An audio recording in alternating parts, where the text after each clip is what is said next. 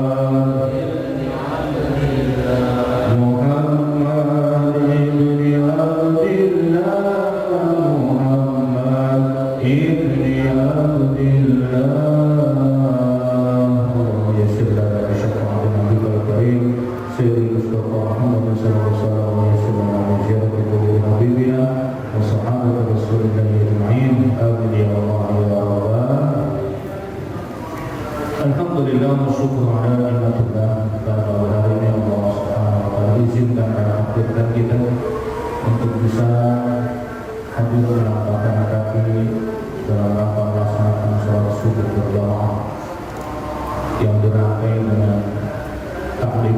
Mudah-mudahan sholat subuh kita kali ini menjadi sholat subuh yang terbaik, sholat subuh yang diterima oleh Allah Subhanahu wa Ta'ala, dan sholat subuh yang menghantarkan kita menuju ridho dan surga Allah Subhanahu wa Ta'ala. Dan kita juga bermohon berharap kepada Allah, mudah-mudahan dulunya kita segera ke dalam kata ini, mudah-mudahan Allah titipkan kepada kita ilmu yang bermanfaat, ilmu yang bisa menyelamatkan kita dunia akhirat, serta ilmu yang bisa meridho dan juga surga Allah Subhanahu wa Ta'ala. Alhamdulillah, bersyukur alhamdulillah, saat ini kita sedang berada di awal tahun Masehi, dan biasanya umumnya mayoritas Indonesia umat Islam itu menjadikan kalender Masehi ini menjadi kalender penanggalan kelahiran. Jadi patokannya adalah kalender Masehi. Kita punya tanggalan tersendiri, dan tanggalan Hijriah. Kita menghormati perbedaan, mudah-mudahan perbedaan menjadi rahmat di antara kita. Alhamdulillah, seiring dengan bertambahnya usia dari hari ke hari, dari minggu ke minggu, dari bulan ke bulan, bahkan dari tahun ke tahun, pada hakikatnya adalah semakin dekat langkah kaki kita menuju kuburan. Semakin bertambah usia berarti semakin dekat pertemuan kita dengan Allah Subhanahu wa Ta'ala. Maka Rasulullah SAW mengingatkan kepada kita dalam satu hadisnya, khairun nas man tala umruhu wa hasuna amaluhu. Sebaik-baiknya manusia di antara kalian adalah ketika kalian diberikan kesempatan oleh Allah umur yang panjang.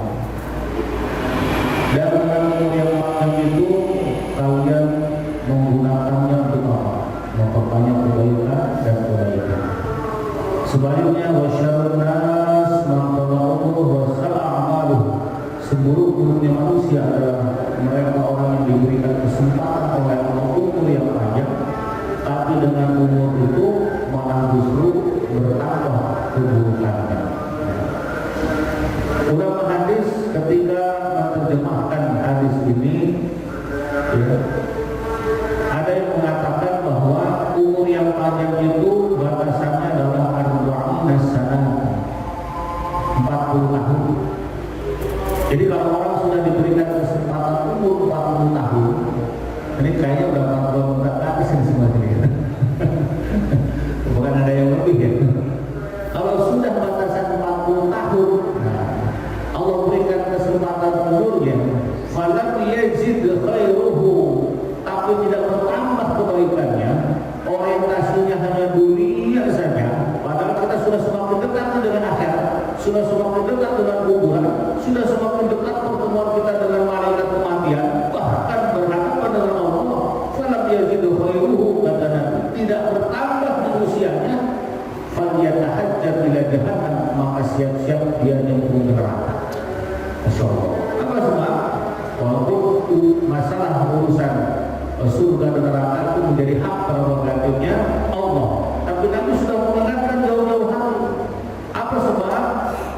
Karena usia 40 tahun itu, kata Nabi, itu adalah usia kematangan manusia. Jadi kalau bahasanya pemikirannya sudah matang, perbuatannya sudah terpikirkan secara matang. Kalau kurva itu, ini titik tertingginya positioning manusia, ya, titik tertingginya kurva ini posisi 40 tahun. Nanti setelah 40 tahun itu balik lagi, ya. Jadi setelah Allah panjang umurnya, nanti Allah akan kembalikan kepada penciptaan seperti awal. Nanti setelah itu akan kembali seperti bayi lagi. Kalau manusia udah 60 tahun ke atas, nanti maaf, kencingnya bisa di celananya lagi,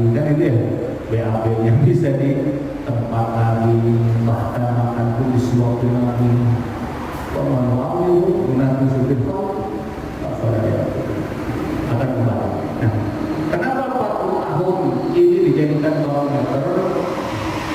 Ya, satu karena tingkat kematangan pemikiran akal sehatnya manusia. Yang kedua, bahwa usiulahu billah ta'ala sangat bilang masyaallah. Tidak Allah mengutus para nabi dan rasul umumnya, kecuali nabi-nabi yang dikehendaki oleh Allah, rasul yang dikehendaki, umumnya dia diangkat oleh Allah jadi rasul itu di usia 40 tahun. Umum. Kecuali Nabi Isa, kalau Nabi Isa kan meninggalnya di usia 33 tahun, langsung diangkat oleh Allah. Ya. Umumnya, dan dia dicontohkan oleh baginda Rasulullah Muhammad Sallallahu Alaihi Wasallam. 40 tahun setelah kematangan psikologinya Rasulullah, maka Allah kemudian menggiringnya ke Gua Hira. Disitulah awal mulai beliau menyampaikan risalah di usia 40 tahun karena sudah matang. Artinya hirup pikuk dunia, senang susahnya dunia itu sudah dialami sebelum masa 40 tahun. Bahkan gelar al-amin selama dia mulai dari remaja sampai 40 tahun, itu sudah disempatkan oleh Abdul Quraisy kepada dirinya. Itu gelar yang luar biasa, tidak ada sekolahnya. Nah, setelah 40 tahun beliau kemudian menyampaikan risalah, barulah reaksi dakwahnya Rasulullah kemudian direspon oleh orang Abdul Quraisy. Makanya saya pernah mendengar Imam Abu Hanifah mengatakan, belum dikatakan dakwah kalau belum ada yang memusuhi. Ciri dakwah berhasil itu kalau kita sudah punya musuh. Itu ciri. Siapa musuhnya? Orang-orang kafir dan orang-orang munafik.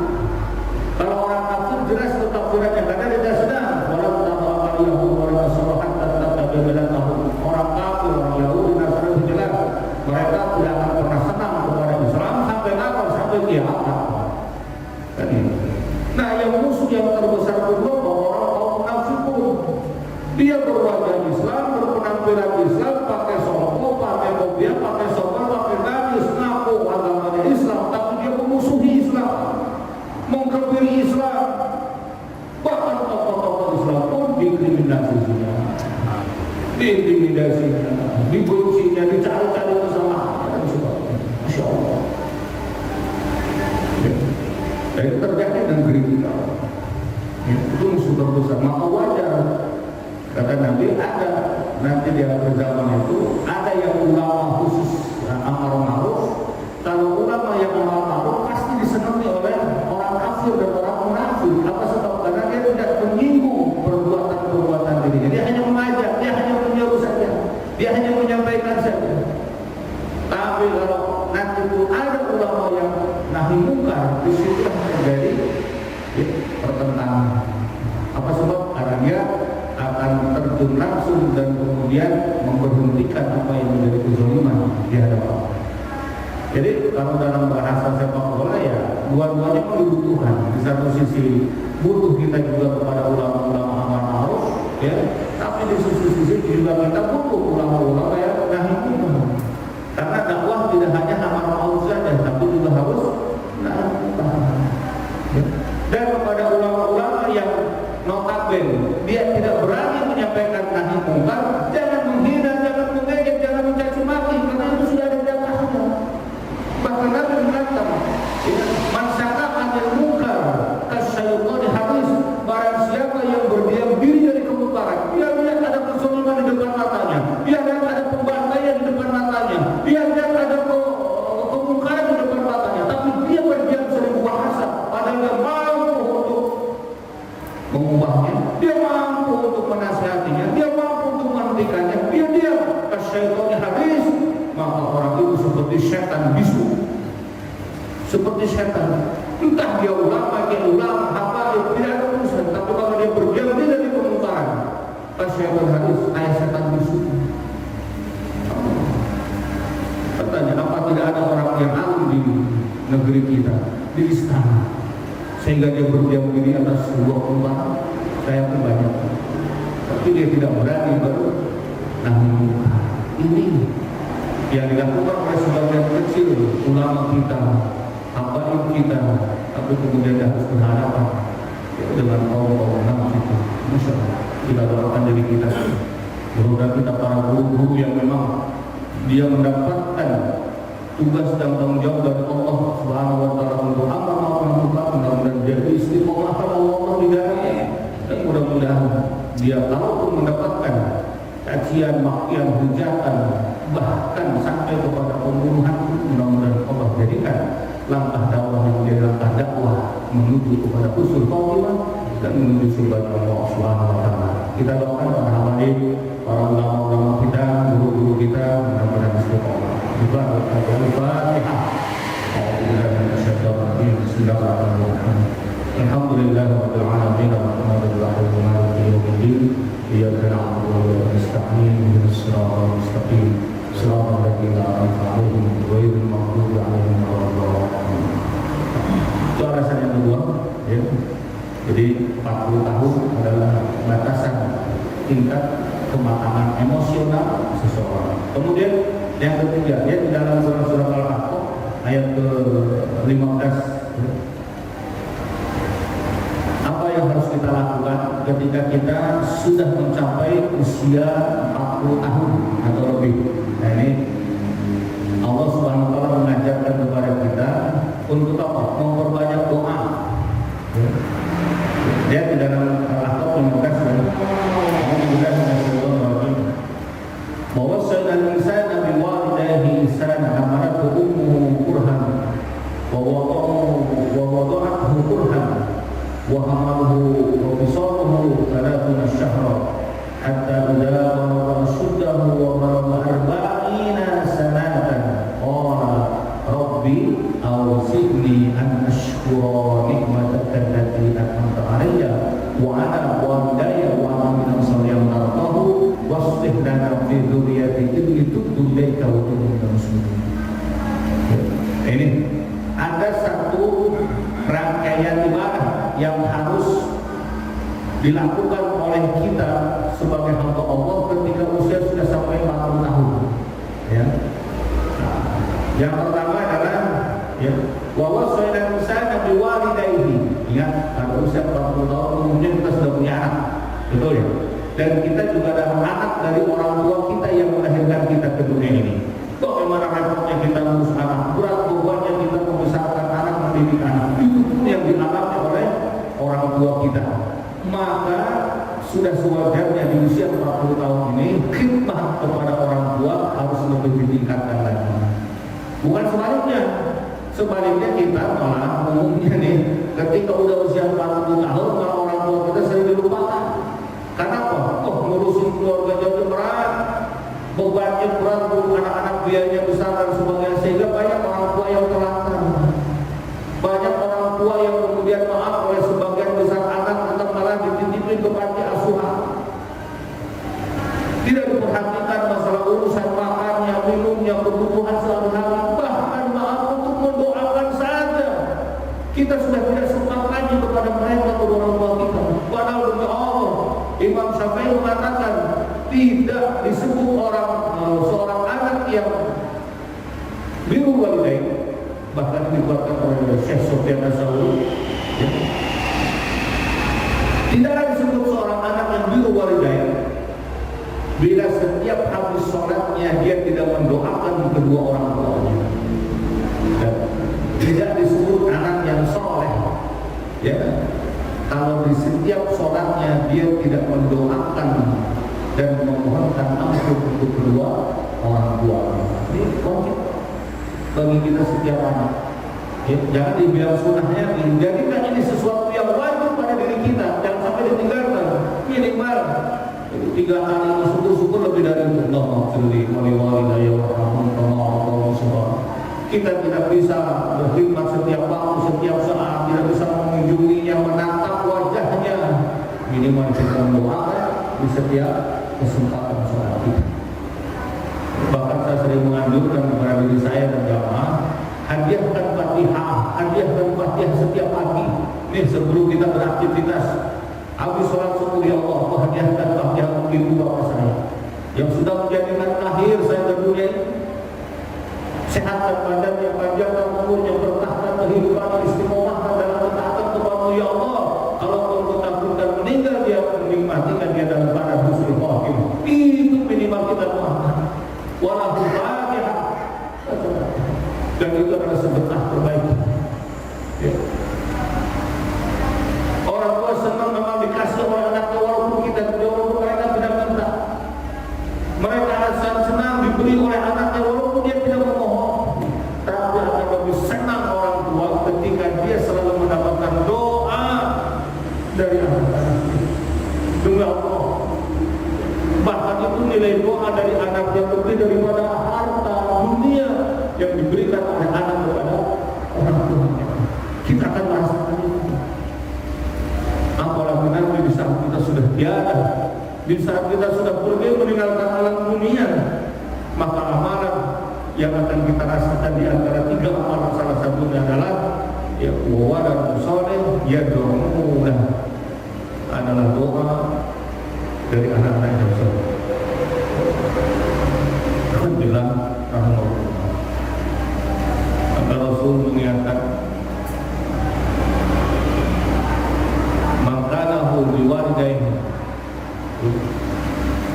Barang siapa di antara kalian yang masih menemui kedua orang tuanya, atau ahaduhuma atau salah satu di antara keduanya, falam yubilha, tapi kalian tidak bisa membuat dia senang, bahagia, ridho kepada kalian sebagai anak-anak, bahkan membuat hati orang tuanya tersakiti karena perbuatan kita, karena sikap kita.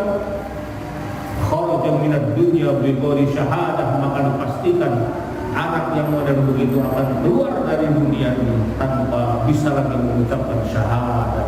Alhamdulillah, dan itu terjadi pada zaman Nabi, pada kisahnya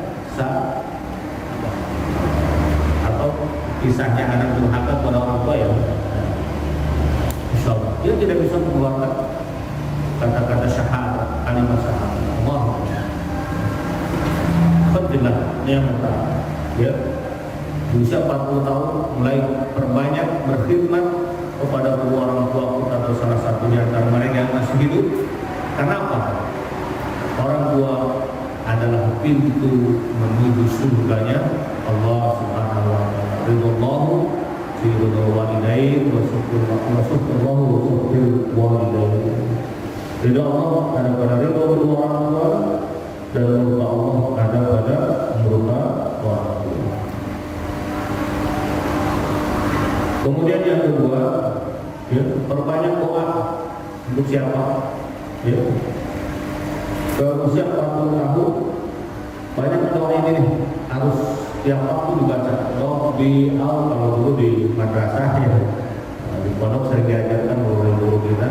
Rabbi a'udzni an ashkura nikmataka allati an'amta 'alayya wa 'ala walidayya wa an a'mala shalihan tardahu wa an a'mala shalihan tardahu waslih li fi dzurriyyati inni tubtu ilaika wa inni minal muslimin. Itu kalau doa sendiri.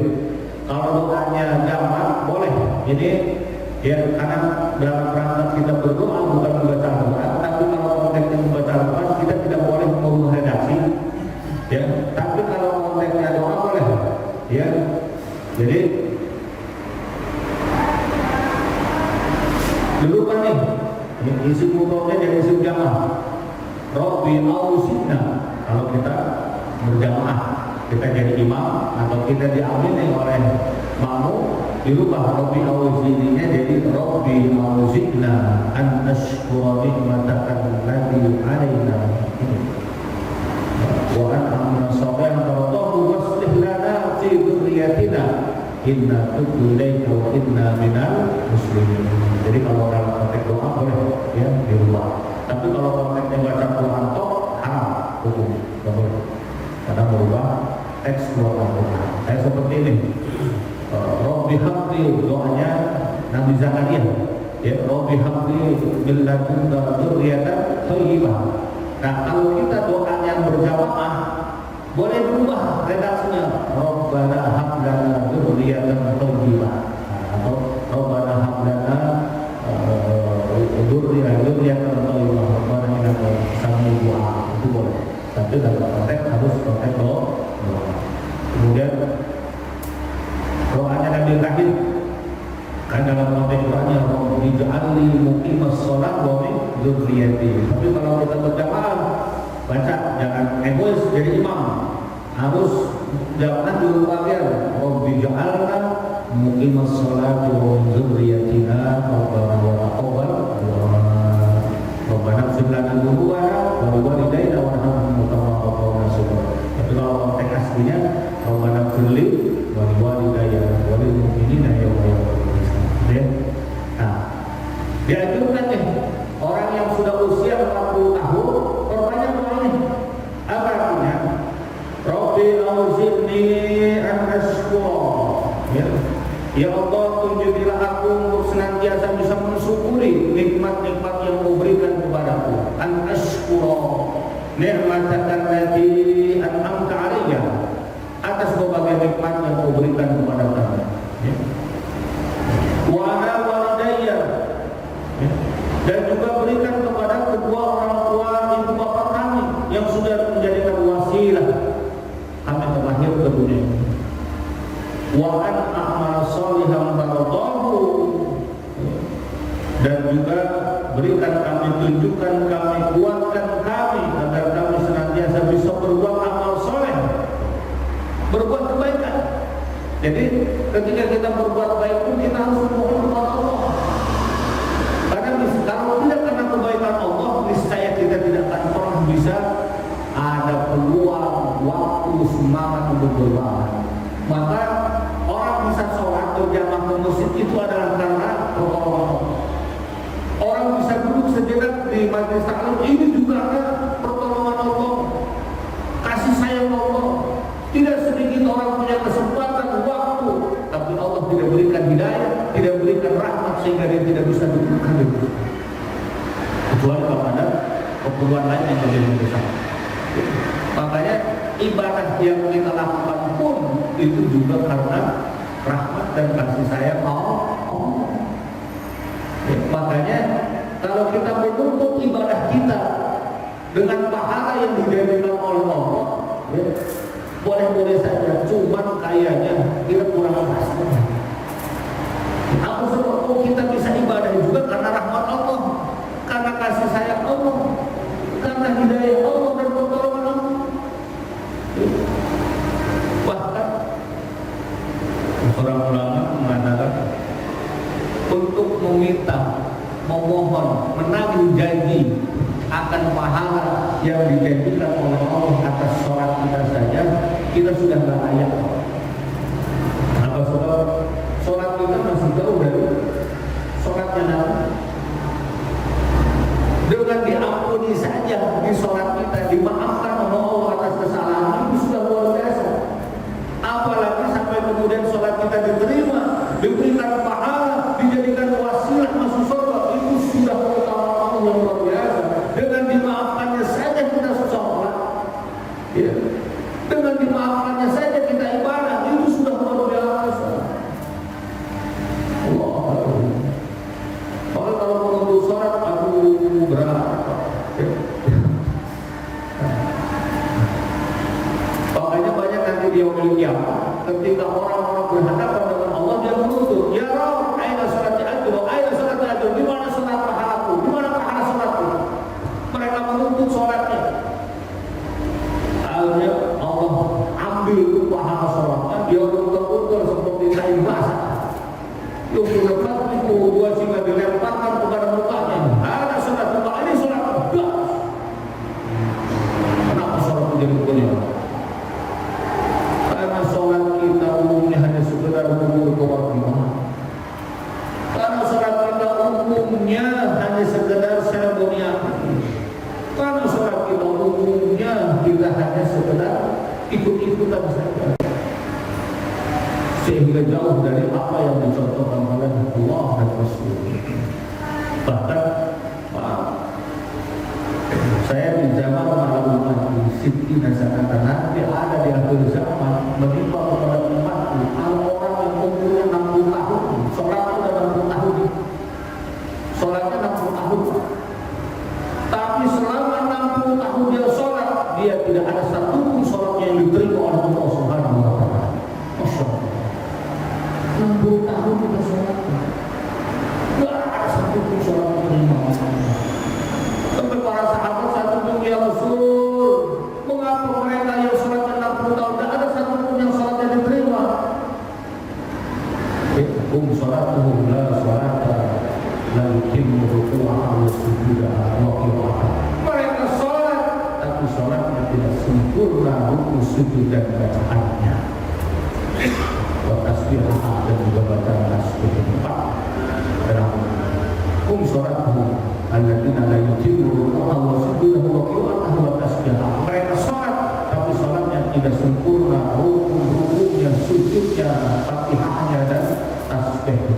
Mereka cepat, padahal aku sudah sampaikan al-ajabu minasyayatin, keterbesar-besaran cepat itu datangnya dari syaitan. Dia tidak sadar. Walaupun kita berniat lillahi ta'ala Allahu Akbar, tapi prakteknya malah yang diikuti bukan contohnya Nabi, tapi bisikan setan. Kata setan, sudah percepat saja sholat. Karena memang misinya setan, sudah bahas kita di pertemuan berikutnya. Salah satu misi setan yang diperintahkan oleh iblis untuk mengganggu orang yang sholat adalah yu'aqiluhum nas adis sholat, percepat gerakan orang-orang yang sholat sehingga sholatnya menjadi tidak bernilai, sia-sia, bahkan batal secara hukum di hadapan Allah. Nah, melanjutkan kepada kajian 15 hal yang membuat orang yang sholatnya tidak sah, ya. Kemarin ada yang ketiga. Nah, yang ke-13 adalah 13-15 kita bahas. Nah, tidak sah di dalam al-Majmu' kalangan Syekh Nawawi, ya. Tidak sah orang yang sholat cepat tanpa tumaninah, karena tumaninah adalah bagian dari rukun sholat. Ya, dalilnya jelas, mantap min ruknihi bis sholat bahwa la yasilu sholatuhu. Siapa yang meninggalkan sholat maka tidak sahlah sholatnya. Ya, meninggalkan rukun sholat maka tidak sahlah sholatnya. Nah, melakukan sholat dengan cepat tanpa tumaninah ketika mengerjakan sebagian rakaat sholat yang tertinggal atau ketika berjamaah dengan di rakaat kedua. Nah, kalau rakaat pertama Fatihahnya masbuk, ya, kalau kita jadi masbuk itu dikafar sama imam. Ya, ingat yang dikafar oleh masbuk itu adalah Fatihah di rakaat pertama. Dan itu bisa dilihat dari kitab Fathul Mu'in, ya, bab rukun Fatihah di dalam sholat. Yang dikafar oleh imam itu adalah Fatihah di rakaat pertama. Bagi siapa? Bagi masbuk. Nah, bagi yang sholatnya ikut berjamaah di awal takbir bersama imam, maka wajib untuk membaca Fatihah. Karena berdasarkan hadis, la sholata liman lam yaqra'u bi Fatihatil kitab, tidak sah sholatnya orang yang tidak membaca Fatihah di dalam sholat fi kulli raka'atin, di setiap rakaatnya. Nah, kedudukan membaca Fatihah ada dua, ya. Boleh Fatihah dibacanya di dua tempat. Yang pertama, untuk sholat jahar, boleh membaca Fatihah kalau seandainya imamnya tidak bijak. Di mana imam tidak bijak? Utamanya, mustahabnya Fatihah makmum itu dibaca setelah imam membaca Fatihah. Jadi qobla qiraatus surah. Jadi setelah amin, imam jeda sejenak sebelum dilanjutkan dengan surat. Disitulah makmum disunahkan, ya, tempat yang disunahkan untuk membaca Fatihah. Jadi setelah ghairil maghdubi 'alaihim waladdallin, amin. Jeda imam sejenak minimal berapa? 3 ayat di dalam Al-Quran, ya. Makmum di situ baca Fatihah. Bismillahirrahmanirrahim. Alhamdulillah. Tidak usah buru, tetap diwakafkan. ya walaupun kita baca Fatihah sendirian, walaupun mustahab, ya fikuli ayat mustahab. Bismillahirrahmanirrahim. Alhamdulillahirabbil alamin. Arrahmanirrahim. Maliki yaumiddin. Iyyaka na'budu wa iyyaka nasta'in. Ihdinas siratal mustaqim. Siratal ladzina an'amta 'alaihim ghairil maghdubi 'alaihim waladdallin. Setelah itu baru dengarkan ayat yang dibaca oleh imam. Ustaz Barman, kalau kita belum nyampe baru ya na'budu wa iyyaka nasta'in, kalau imam sudah baca ayat, teruskan Fatihahnya. Karena ya ada sebagian orang mengatakan membaca surah itu sunnah di situ. Ya, karena wajibnya adalah Fatihah. Nah, kan sepotong boleh kekejar nih misalnya. Nah, maka yang separuhnya disempurnakan. Yang sampai selesai, baru setelah itu dengarkan bacaan imam. Nah, bagaimana kalau ada imam yang nggak bijak?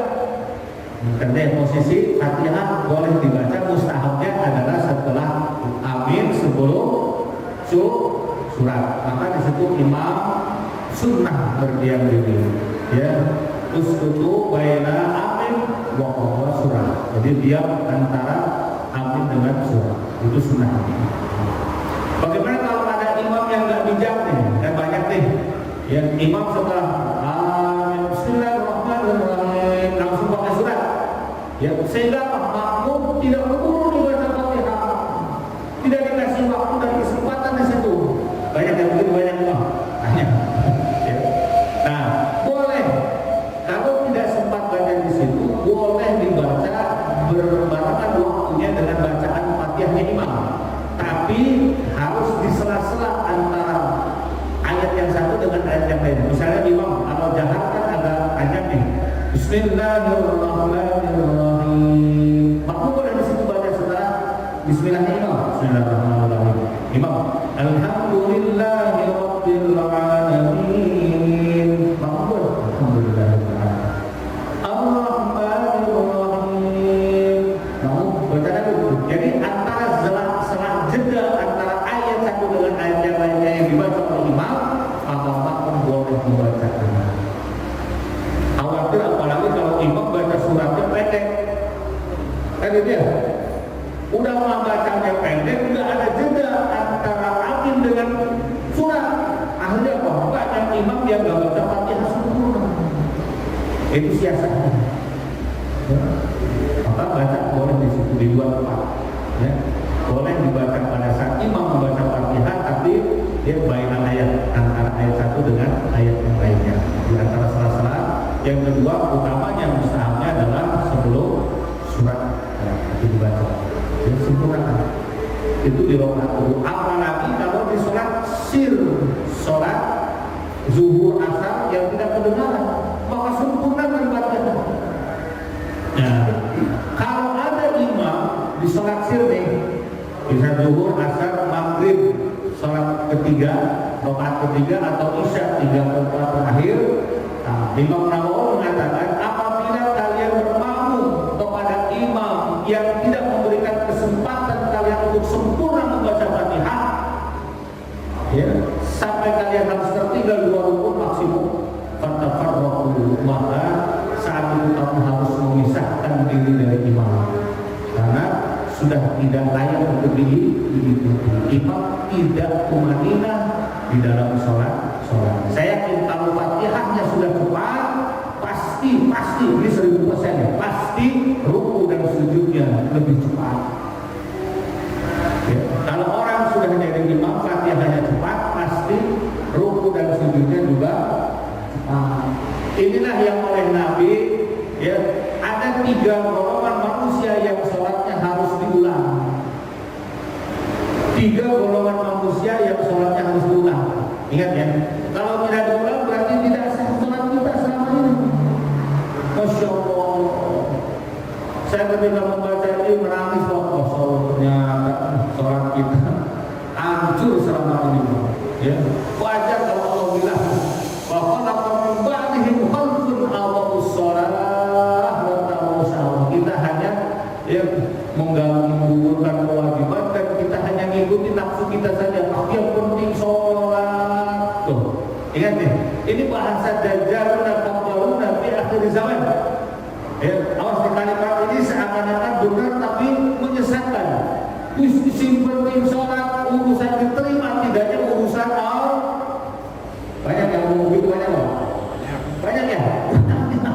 Ingat deh, ini kalimat Dajjal nih.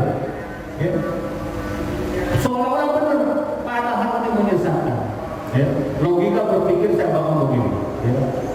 Bila ada orang kerja sama kita sebagai pimpinan di perusahaan, kemudian orang itu mengatakan, pusing penting kerja, ya mau melakukan jam berapa terserah dia, maunya saya, mau kerjanya nggak ngikutin SOP, tidak ngikutin perintah kita sebagai atasan. Kira-kira pekerja model begini dapat nilai baik atau buruk?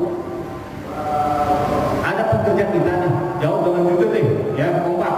Ada pekerja kita yang punya prinsip yang penting kerja, kerjanya masuk semaunya, bekerja tidak sesuai SOP, bahkan malah melanggar perintah atasan kita sebagai atasannya. Kira-kira karyawan model begitu layak dapat kenaikan gaji atau teguran? Layak dipromosiin apa didemosiin?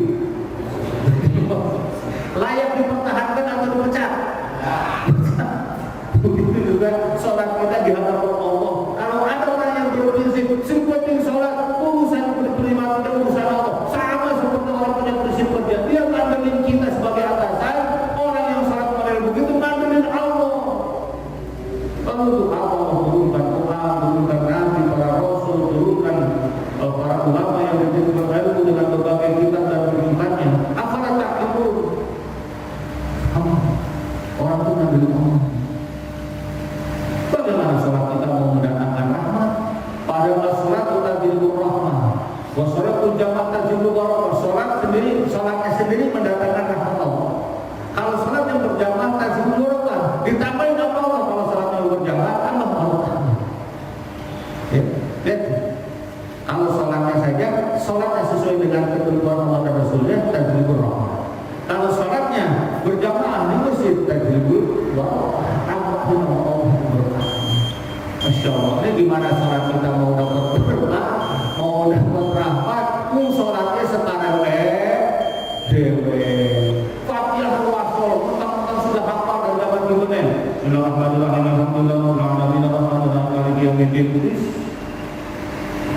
Bahkan jangankan kita, malaikat yang mau mencatat amal sholat kita bingung sampai ngomong apa sholat. Fatihah bisa main bacaannya, nggak ada panjang pendeknya.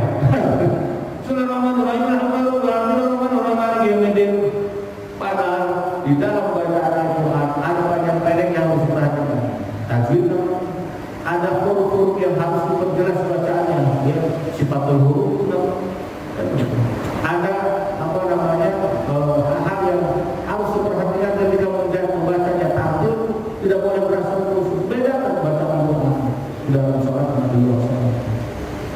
Kalau di luar sholat baca Fatihah di luar sholat waktu muskilah tidak masalah karena sudah hukum.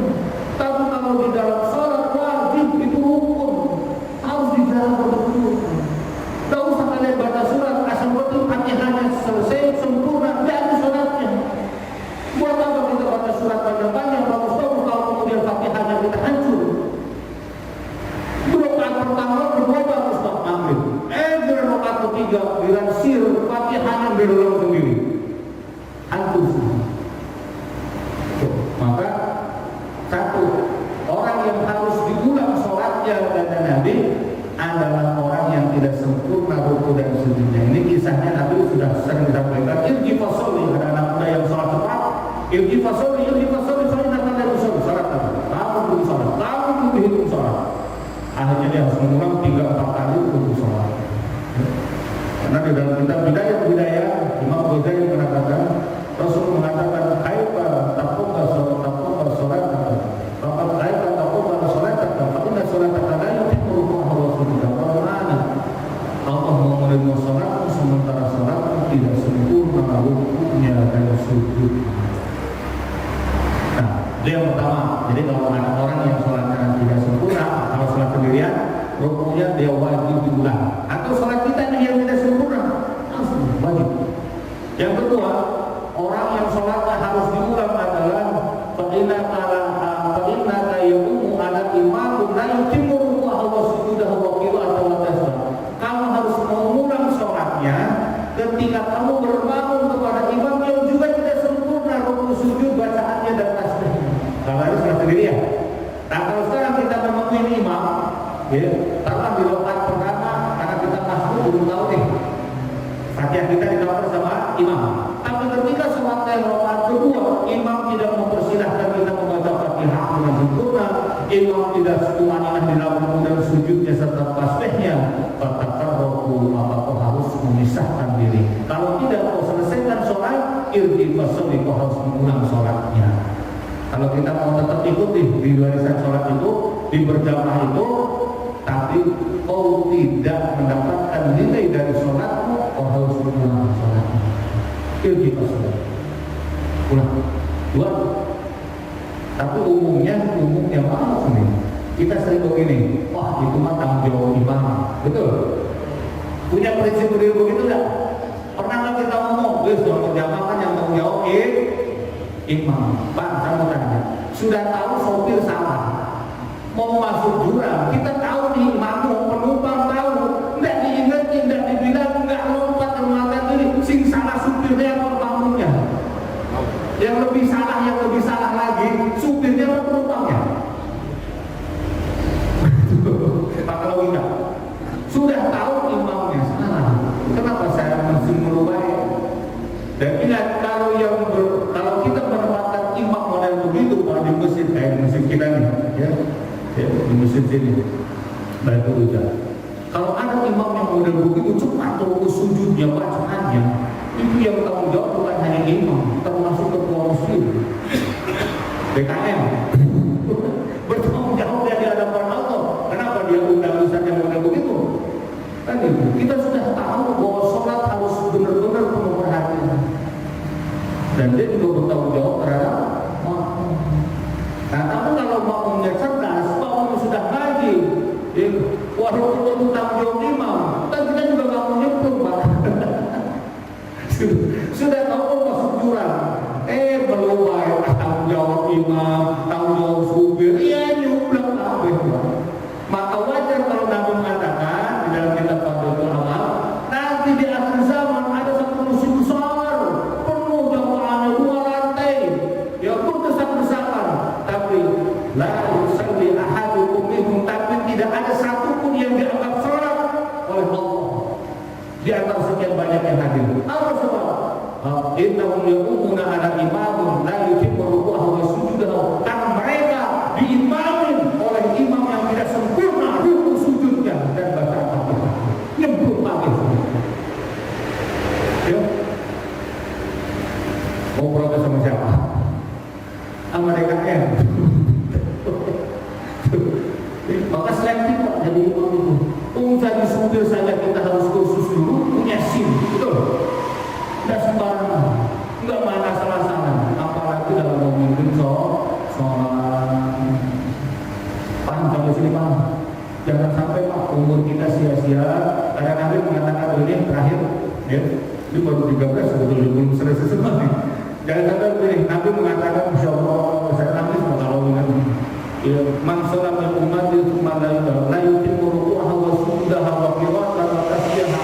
Barang siapa di antara umatku yang sholat, di antara umatku yang sholat, kalau kita ngaku sebagai umatnya Nabi sholat, la yutimmu ruku'aha wa sujudaha wa qira'ataha wa tasbihaha, tapi dia tidak sempurna ruku'nya, sujudnya, Fatihahnya dan tasbihnya. Sebagaimana yang aku contohkan, tsumma mata min hadhillah, dia kemudian meninggal mati dalam kondisi sholatnya seperti itu, padahal ngajinya tiap minggu, sholatnya setiap waktu, tapi sholatnya tidak ada perubahan, umurnya terus bertambah, mendekati kematian, sholatnya belum sempurna dulu. Minimal ada upaya perbaikan lah, kan itu ya. Dari sesuatu yang salah-salah kita tinggalin, yang kurang sempurna kita sempurnain, kan itu. Tapi orang tetap saja sholatnya seperti itu, cepat berapanya. Semua mata menghadirilah mata beri milati, maka orang itu matinya tidak aku anggap sebagai milahku atau pengikutku. Alhamdulillah, semua wajah billah.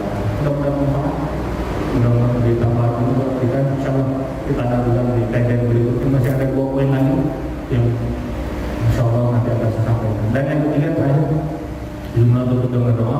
Golongan yang ketiga yang sholatnya harus diulang. Sholatnya alhamdulillah, ya. Tadi yang pertama apa?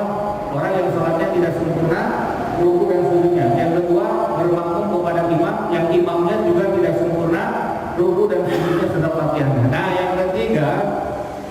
fasalli fa innaka yaqumu ala imamun fasikun. Ya, berulanglah salat kalian, ulangi salatmu ketika kalian bermakmum kepada imam fasik. Siapa imam fasik itu? Imam yang secara zahir terang-terangan berbuat maksiat. Karena kita kan hanya boleh menghukumi al-hukum bil zahir. Kita hanya boleh menghukumi orang itu secara kasat mata saja. Urusan hatinya urusan Allah. Kalau ada imam jadi imam tapi masih doyan main gaple, main remi, main judi, main zina, main mabok, ya, ke klub malam dan sebagainya, berarti imam itu fasik.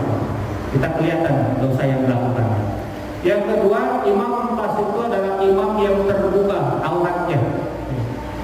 Jadi kalau ada imam yang tidak menjaga muruah, tidak menjaga muruahnya, kehormatan dirinya sebagai imam dengan mengumbar aurat, misalkan maaf, jadi imam pakai kolor keluarnya.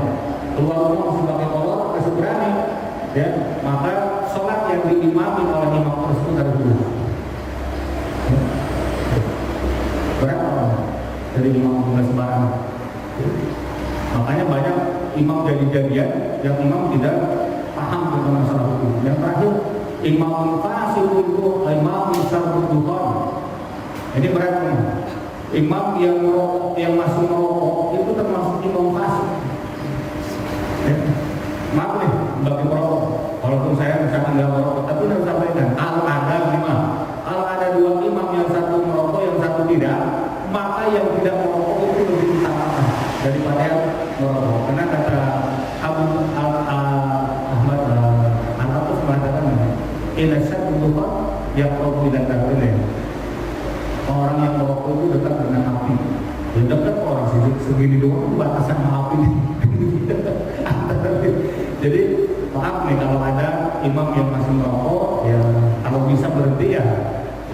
Kalau tidak bisa, DKM harus memilah dan memilih di antara mereka yang paling utama yang tidak merokok, ya. Karena itu termasuk perbuatan fasik.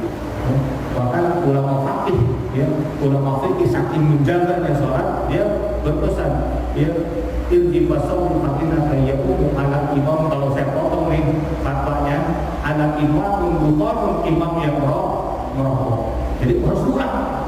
Kalau kita tahu bermakmum, tahu imamnya habis sholat, udah lagi sampai segitu, Pak. Saking kita ingin menjaga orang itu menjaga sholat.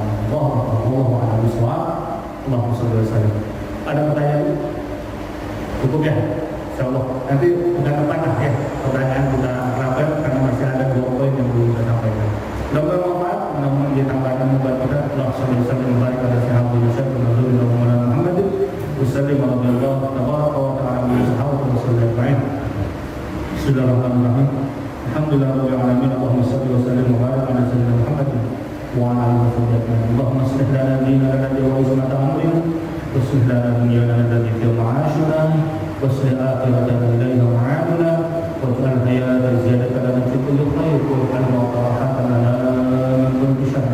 As'aluka ya Allah mujibat rahmatika wa ajaban wa maghfirah wa ghanimatan min kulli bir wassalamatan min kulli ithmin la tad'u lana dhanban la ghafarta wa la hamma la farajta wa la dayna illa sadarta wa la mawta illa shafaita wa la hajata min qada'ika wa al-umur akhirah illa qadaytaha ya arhamar rahimin. Allahumma rabbi ta'ala qina salati wa dzurriyyatina wa taqabbal du'a ربنا اغفر لنا ذنوبنا ولوالدينا وارحمهم كما ربونا صغارا. اللهم رب وفقنا ان نشكر نعمتك التي انعمت علينا وعلى والدينا وارحمنا صالحا ترضاه واصلح لنا في ذريتنا انا نتوب اليك وكنا من المسلمين. ربنا هب لنا من لدنك ذريه طيبه ربنا انك انت السميع الدعاء. صلى الله على سيدنا محمد وعلى اله وصحبه اجمعين والحمد لله رب العالمين. مولانا يا مولانا يا سميع دعانا مولانا يا مولانا يا سميع دعانا مولانا يا مولانا يا سميع دعانا